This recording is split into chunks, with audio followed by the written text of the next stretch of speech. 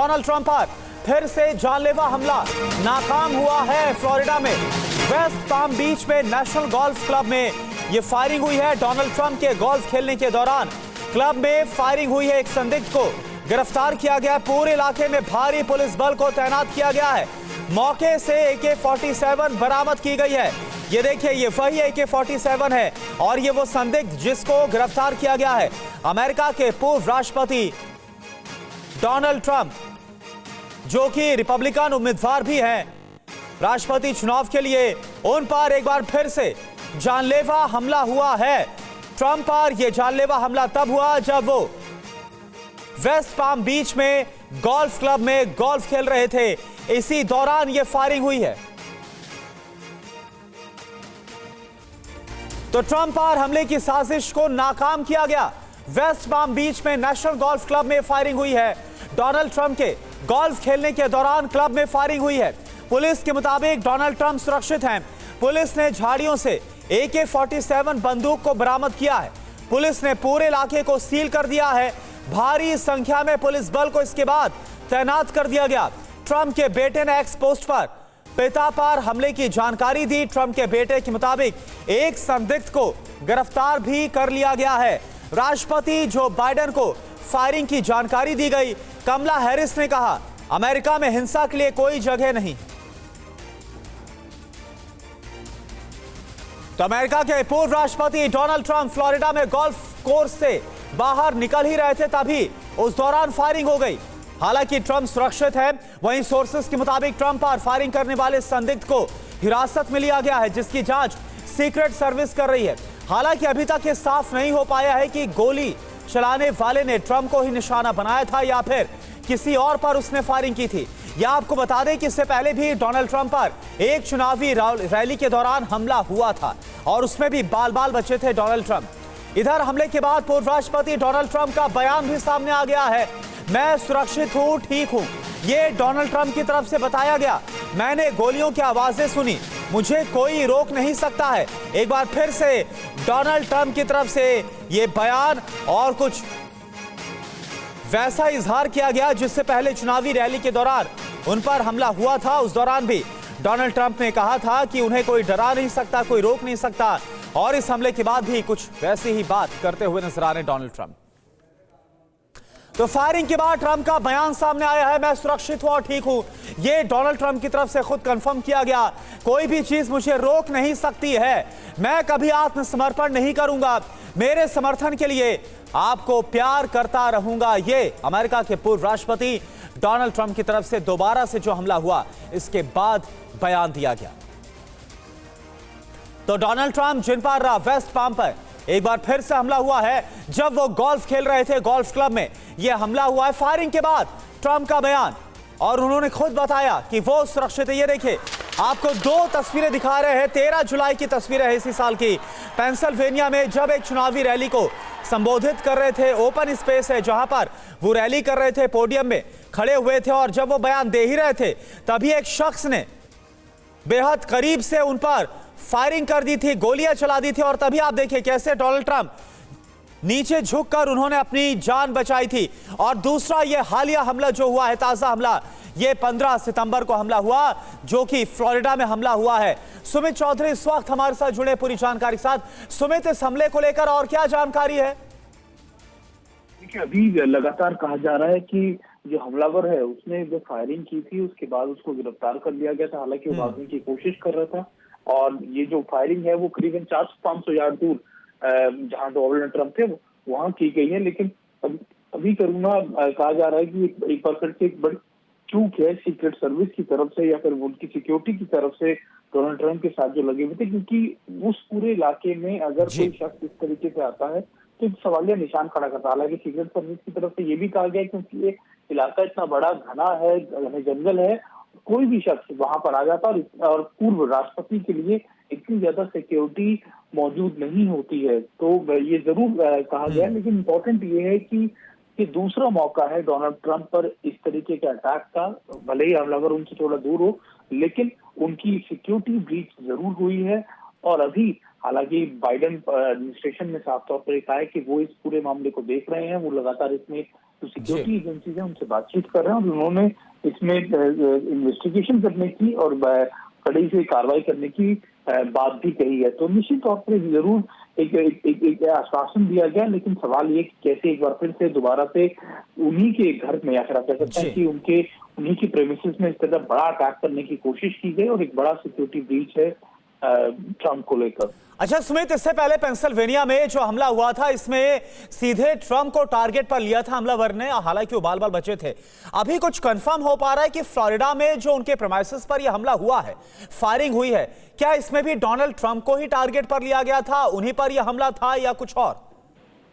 देखिए बिल्कुल टारगेट पे वही थे, साफ तौर पर कहा जा रहा है कि डोनाल्ड ट्रंप ही टारगेट थे, लेकिन हमलावर उनसे बेहद दूर था। 400-500 यार्ड बताया जा रहा, कहा जा रहा है कि फायरिंग जरूर की गई, लेकिन उससे किसी भी तरीके का डोनाल्ड ट्रंप को नुकसान नहीं हुआ। डोनाल्ड ट्रंप वहां से काफी दूर थे, सुरक्षित हैं पूरी तरीके से। लेकिन मैं आपको फिर कह रहा था कि जिस तरीके से सवालिया निशान खड़ा होता है डोनाल्ड ट्रंप की सिक्योरिटी को लेकर कि कैसे सीक्रेट एजेंसीज को ये बिल्कुल उम्मीद नहीं थी, ये ब्रीच किया गया। और उसके अलावा दूसरा इंपॉर्टेंट बात ये कि जहां जहां डोनाल्ड ट्रंप, क्योंकि अभी जब से उन पर हमला हुआ था फ्लोरिडा में, उससे पहले जब उन पर अटैक हुआ था उसके बाद से उनकी जो सिक्योरिटी है उसको कई गुना बढ़ाया गया था, लेकिन फिर एक बार फिर सिक्योरिटी ब्रीच होता है, उन पर अटैक करने की कोशिश की जाती है और उसके बाद से लगातार कहा जा रहा है कि उनके सिक्योरिटी पर सवाल खड़े हो रहे हैं। शुक्रिया आपका। तो एक बार फिर से डोनाल्ड ट्रंप पूर्व राष्ट्रपति की सुरक्षा पर बड़ा सवालिया निशान, क्योंकि दूसरा बड़ा हमला है जो कि डोनाल्ड ट्रंप पर हुआ है। बहुत शुक्रिया। इस बीच आगे बढ़ते हैं, यूपी से खबर है। यूपी की बस्ती में घरों को काफी नुकसान पहुंचा है। उफनती नदी से गांव में कटाव जारी है, पानी से घिरे कई गांव दहशत में, इसके बाद से लोग।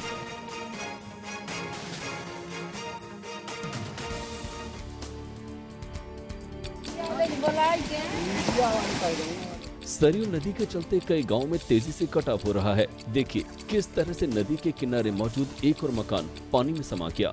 ये तस्वीरें बस्ती के मईपुर मदरहवा इलाके की हैं, जहां तेजी से नदी के किनारे की जमीन पानी में समाती जा रही है। सरयू का जलस्तर बढ़ने से सूबे का बाबू गांव एक बार फिर बाढ़ के पानी से घिर चुका है।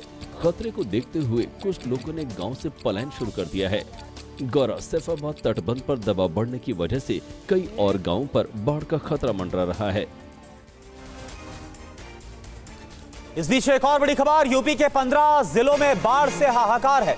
निचले इलाकों के घर पानी में डूब गए हैं। एनडीआरएफ, एसडीआरएफ की टीमें अलर्ट मोड पर।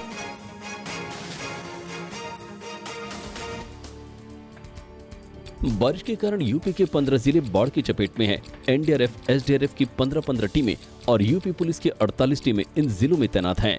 तस्वीरें प्रयागराज की हैं, जहां निचले इलाकों के घर बाढ़ की चपेट में हैं। घरों की पहली मंजिल पानी में डूबने पर लोग छतों पर रह रहे हैं। एनडीआरएफ की टीम के जरिए खाने पीने का सामान लोगों तक पहुँचाया जा रहा है। पिछले 2 दिन से जैसे गंगा और यमुना दोनों का स्तर लगातार बढ़ रहा है, जल स्तर कुछ आवासीय क्षेत्रों में पानी प्रवेश कर चुका है। इसी सिलसिले में आज फाफामऊ क्षेत्रों में हम लोग आए हैं। जिस भी मकान में पानी गया है वहां लोगों को सुरक्षित बाहर निकाला जाए। इधर यूपी के पीलीभीत से खबर, जहां पर बाढ़ में बहे 2 युवक। बाढ़ की चपेट में आए बाइक सवार युवक, स्थानीय लोगों ने दोनों युवकों को बचाया।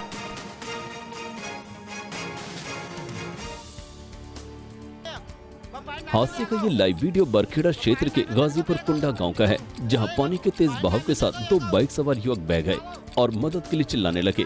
गनीमत रही कि हादसे वाली जगह पर कुछ लोग मौजूद थे, जिन्होंने जान जोखिम में डालकर दोनों युवकों को पानी से बाहर निकालकर उनकी जान बचाई। साथ ही उनकी बाइक को भी रस्सी के सहारे बाहर निकाला।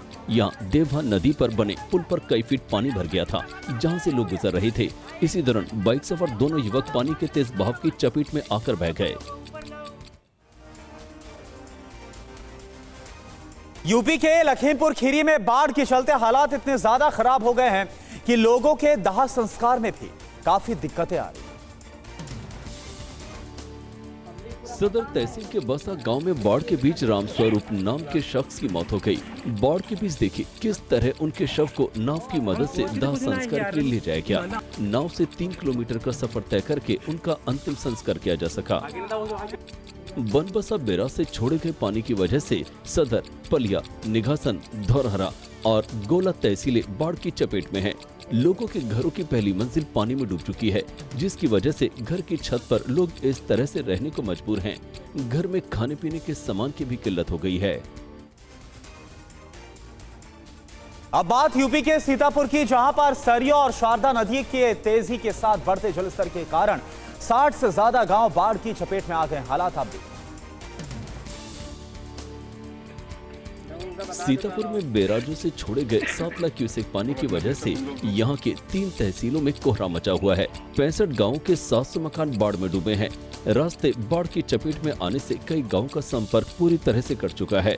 आवाजाही के लिए लोग नाव का सहारा लेने को मजबूर हैं।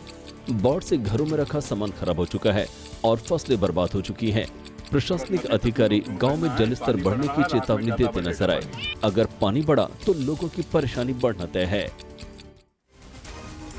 और वहीं पश्चिम बंगाल की बात करें, पश्चिम बंगाल में भी बाढ़ और बारिश के बाद हालात काफी खराब हैं। बाढ़ के चलते फसलों को भारी नुकसान पहुंचा है। दक्षिण 24 परगना के सुंदरबन इलाके में मूसलाधार बारिश का दौर जारी है। वहीं बंगाल की खाड़ी में कम दबाव की वजह से दक्षिण बंगाल में भी इन दिनों भारी बारिश हो रही है। नदियां उफान पर हैं, जिसके चलते बांध पर दबाव बढ़ता जा रहा है। कई इलाकों में नदी पर बने लकड़ी के पुल पानी में समा गए।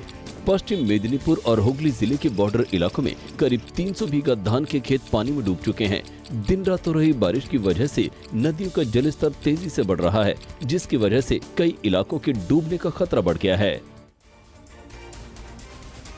बाढ़ बारिश के चलते विदेशों में भी हालात काफी खराब हैं। बात पोलैंड की हम कर रहे हैं, जहां पर भारी बारिश के चलते सड़कों पर सैलाब आ गया है।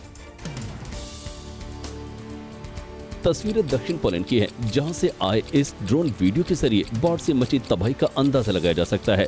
पूरा शहर बाढ़ की चपेट में है। अगली तस्वीर भी दक्षिण पोलैंड की ही है, जहां सैलाब अपने साथ सब कुछ बहाता हुआ ले गया। देखिए किस तरह से गाड़ियां कागज की कश्ती की तरह पानी में बह गई। ये खौफजदा कर देने वाली तस्वीरें पोलैंड के ओपोल प्रांत की हैं, जहां भारी बारिश के चलते सड़कों पर मौजूद गाड़ियां और सामान देखिए किस तरह तेज रफ्तार पानी के साथ बह गया। यूपी के बरेली में जुलूस को लेकर भारी तनाव है। भारी संख्या पुलिस बल को मौके पर तैनात किया गया है। धरने से उठे दोनों पक्षों के लोग।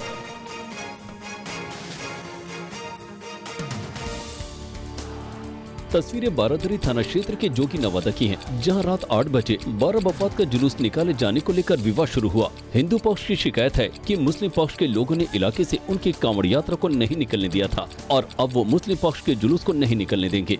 मौके पर मौजूद पुलिस अधिकारी दोनों पक्षों को शांत कराने की कोशिश करते रहे। जब तक कांवड़ हमारी पहले कांवड़ निकलेगी, उसके बाद हम इनका जुलूस और मुहर्रमदारी निकलेगी, उससे पहले कुछ नहीं होगा। जब हमारा सहमति हो जाएगी हमारी, उसी बात कम होगा इनका। जब तक ये लोग नहीं जाएंगे, जब तक हम नहीं जाएंगे, कि कुछ भी हो जाए हमें सुबह तक यहाँ रुकना पड़े, हम रुकेंगे।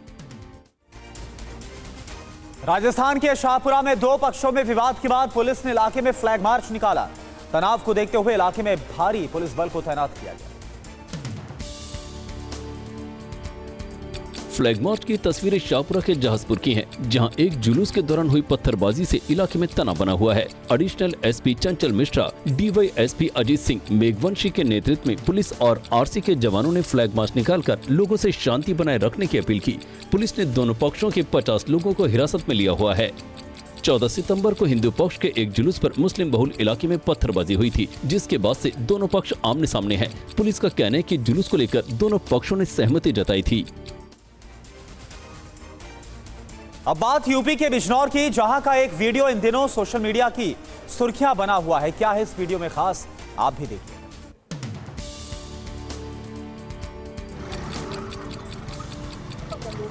आपने गाड़ी में धक्का लगाते हुए लोगों को अक्सर देखा होगा, लेकिन क्या कभी आपने ट्रेन के इंजन को धक्का लगाते हुए किसी को देखा है?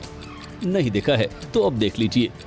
वीडियो बिजनौर नगीना रेलवे फाटक का है, जहां रेलवे विभाग के कर्मचारी ट्रेन के टावर इंजन में धक्का लगाते दिखे। जिसने भी इसे देखा वो हैरान रह गया। वहां मौजूद लोगों ने इसे अपने कैमरे में रिकॉर्ड कर लिया, जो इन दिनों सोशल मीडिया पर तेजी से वायरल हो रहा है। जम्मू कश्मीर के बारामूला एनकाउंटर का वीडियो आया है सामने, जिसमें एनकाउंटर के दौरान जान बचाकर भागते आतंकी को सेना के जवानों ने मौत के घाट उतार दिया।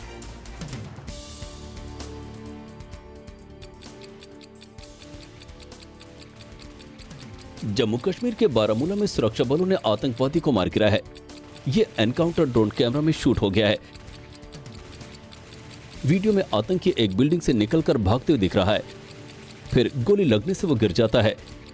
इसके बाद फिर उठकर भागता है और सेना के जवानों पर फायरिंग करता है। सुरक्षा बलों के जवान ताबड़तोड़ फायरिंग करते हैं, जिसके बाद आतंकी गोलियां लगने से ढेर हो जाता है।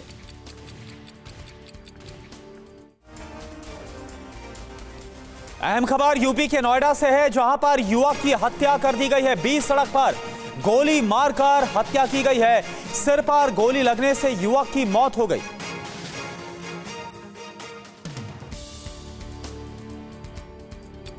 बताया जा रहा है कि नोएडा में सेक्टर 82 की एक प्रॉपर्टी को लेकर दोनों पक्षों में विवाद चल रहा था, जिसको लेकर दोनों पक्ष सेक्टर 137 मेट्रो स्टेशन के पास बातचीत कर रहे थे। इसी दौरान बहस शुरू हुई और एक पक्ष ने गोली चला दी। सिर में गोली लगने से युवक की मौत हो गई। जो आरोपी पक्ष है उसके विरुद्ध नामजद तहरीर घर वालों ने दी है। पुलिस की 6 टीमें लगा दी गई हैं उनको पकड़ने के लिए। शेष जो विधिक कार्रवाई है वो की जा रही है। दिल्ली की आईटी यूनिवर्सिटी में एक एमबीए के छात्र ने आत्महत्या कर ली, जिसको लेकर छात्रों ने कैंपस में विरोध प्रदर्शन किया। हॉस्टल के बाहर धरने पर बैठे ये छात्र वार्डन के खिलाफ कार्रवाई की मांग पर अड़े हैं। इनका आरोप था कि झूठे केस में फंसाने की वजह से छात्र ने आत्महत्या की है। एक दिन पहले ही हॉस्टल में मादक पदार्थों के सेवन करने के आरोप में छात्र को हॉस्टल से निकाल दिया गया था, जिसके बाद उसने हॉस्टल की छत से कूदकर जान दे दी। सॉरी मम्मी पापा, भैया भाभी, मैं सुसाइड कर रहा हूँ और इसका कारण मेरे हॉस्टल का वार्डन है। उसने मुझे झूठे केस में फंसा दिया और हॉस्टल से एक्सपेल कर दिया। बहुत गलत दुख की बात है। इससे ज्यादा बड़ा चीज खराब हो नहीं सकती है। उचित कार्रवाई इस पर हम करेंगे। छात्रों के साथ मेरी बात है। दिल्ली पुलिस ने फर्जी वीजा के जरिए लोगों को विदेश भेजने वाले गैंग का पर्दाफाश किया है। इस गैंग ने 5 सालों के दौरान करीब 5000 लोगों को फर्जी वीजा से विदेश भेजा है। तस्वीर में पुलिस की गिरफ्त में दिख रहे ये आरोपी नकली वीजा से लोगों को विदेश यात्रा पर भेजते थे, जो कि नकली वीजा बनाने की फैक्ट्री दिल्ली के तिलक नगर इलाके में पिछले 5 सालों से चला रहे थे और फर्जी वीजा के जरिए करीब 4 से 5000 लोग विदेश की यात्रा कर चुके हैं। साथ ही ये गैंग फर्जी वीजा के जरिए 300 करोड़ रुपए से ज्यादा की कमाई कर चुका है। पुलिस ने इस मामले में 7 लोगों को गिरफ्तार किया है। तो अभी इन्वेस्टिगेशन अंडर प्रोग्रेस है। उम्मीद है कि आगे और भी जो इस सिंडिकेट में और भी जो लोग शामिल हैं, जो और कड़ियां हैं, उसका भी खुलासा होगा। अहम खबर उत्तराखंड से। उत्तराखंड के देहरादून में दिखा है तेंदुआ। रात के समय घर में घूमता हुआ नजर आया है तेंदुआ। घर के सीसीटीवी में रिकॉर्ड हुई हैं तस्वीरें।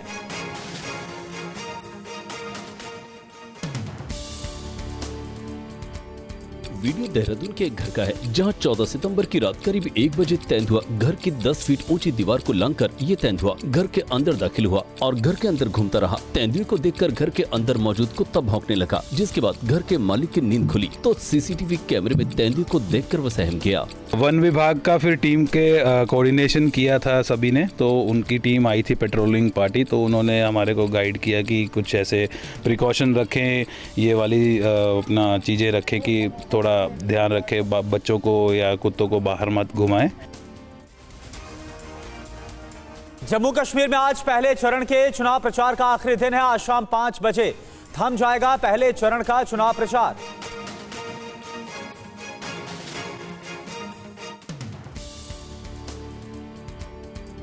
जम्मू कश्मीर में चिनाब घाटी के डोडा, किश्तवाड़ और रामबन जिलों और दक्षिण कश्मीर के अनंतनाग, पुलवामा, कुलगाम और शोपिया जिलों की 24 विधानसभाओं की सीटों के लिए पहले चरण में 18 सितंबर को मतदान होगा, जिसको लेकर आज शाम 5 बजे चुनावी शोर थम जाएगा। वहीं पहले चरण में 219 उम्मीदवार चुनावी मैदान में हैं। हर सीट पर 2 से 3 हजार सुरक्षा बल तैनात किए गए हैं। वहीं केंद्रीय गृह मंत्री अमित शाह जम्मू कश्मीर चुनाव के पहले चरण के लिए प्रचार के आखिरी दिन चिनाब घाटी में 3 जनसभाओं को संबोधित करेंगे। बड़ी खबर गुजरात दौरे पर प्रधानमंत्री मोदी आज पहली वंदे भारत मेट्रो को हरी झंडी दिखाएंगे। अहमदाबाद और भुज के बीच चलेगी पहली वंदे मेट्रो ट्रेन।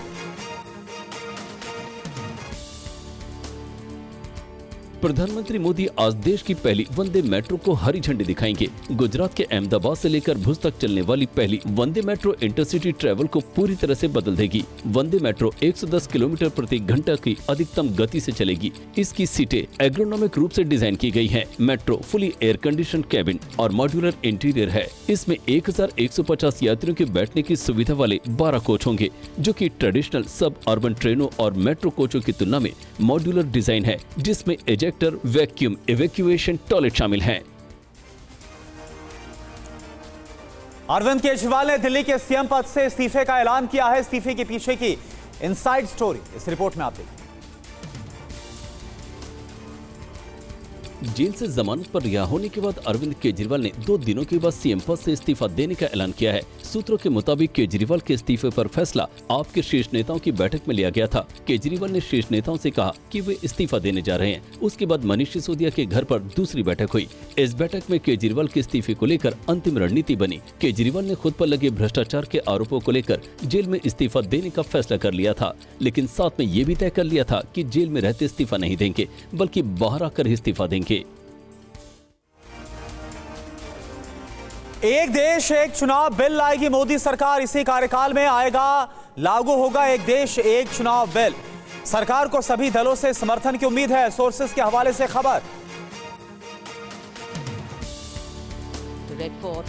पीएम ने लाल किले की प्राचीर से अपने संबोधन में एक देश एक चुनाव की जोरदार वकालत की थी। वहीं पूर्व राष्ट्रपति रामनाथ कोविंद की अध्यक्षता में गठित एक उच्च स्तरीय समिति ने भी इस साल मार्च में समिति ने लोकसभा और विधानसभा चुनाव के 100 दिनों के भीतर स्थानीय निकाय चुनाव कराए जाने की भी सिफारिश की।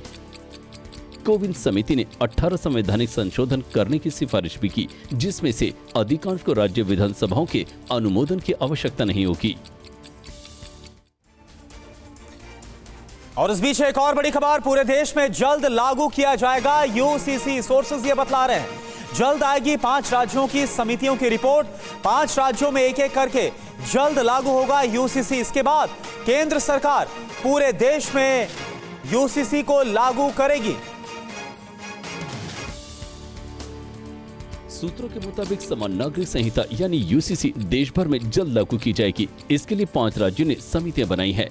इन सभी 5 राज्यों की समितियों की रिपोर्ट जल्द आने वाली है। सूत्रों के मुताबिक एक एक कर इन सभी 5 राज्यों में समान नागरिक संहिता का कानून बनाया जाएगा। उन 5 राज्यों में समान नागरिक संहिता लागू होने के बाद आखिर में केंद्र सरकार अपनी ओर से पूरे देश में समान नागरिक संहिता लागू करने के लिए कदम उठाएगी। ये 5 राज्य कौन है, इसका खुलासा नहीं किया गया है। बता दें कि उत्तराखंड में समान नागरिक संहिता का कानून बनाया जा चुका है। कल हमने आपसे 3 सवाल पूछे थे। देखते हैं प्रोबो देश का ओपिनियन मीटर आखिर क्या कहता है। क्या गौतम अडानी बनेंगे दुनिया के पहले ट्रिलियनियर? 25% yes, 75% no. क्या स्त्री 2 जवान से ज्यादा हिट फिल्म होगी? 40% यस, 60% नो। क्या नासा का जुपिटर मिशन कामयाब होगा? 55% यस, 45% नो। डाउनलोड कीजिए प्रोबो ऐप और दीजिए अपना opinion. This game may be habit forming or financially risky. Play responsibly. TNC apply. Kejriwal पर बोले समाज सेवी अन्ना हजारे, मैंने राजनीति में नहीं जाने की दी थी सलाह। समाज की सेवा करो, बहुत बड़े आदमी बनोगे। उनके दिल में क्या, मुझे कैसे पता होगा।